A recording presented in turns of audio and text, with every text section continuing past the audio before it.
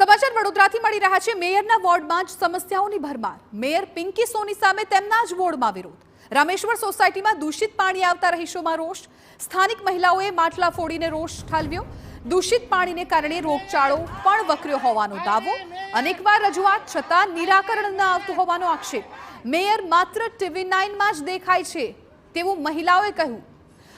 મેયરે માફ કરશો, મહિલાએ એવું કહ્યું કે મેયર માત્ર ટીવીમાં જ દેખાય છે। વોર્ડમાં અનેક સમસ્યા છતાં મેયરને જોવાનો પણ સમય નથી। સ્થાનિક કોર્પોરેટર પણ ન સમસ્યા સાંભળતા હોવાનો તેમનો આક્ષેપ છે।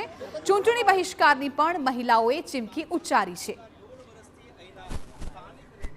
વડોદરાના મેયર પોતાના વોર્ડ પ્રત્યે જ બેદરકાર હોવાનો દાવો થયો છે। રામેશ્વર સોસાયટીની મહિલાઓનો દાવો છે કે મેયર માત્ર ચૂંટણી ટાણે જ વોટ માટે દેખાય છે, ત્યારે આ વખતે તો મેયરને વિસ્તારમાં પ્રવેશ જ ન કરવા દેવા માટે સ્થાનિકો હવે મક્કમ બન્યા છે। પાણી છોકરાઓ બીમાર થઈ ગયા છે, છોકરાઓને ઇન્ફેક્શન થઈ જાય છે।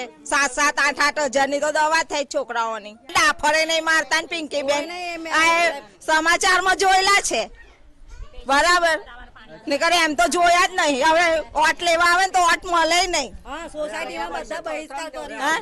હવે આવશે તો ના મળે ઓટ બોટ પિંકીબેન ને નહારી ગેટ કંથી જ ભગાડીએ પિંકીબેન।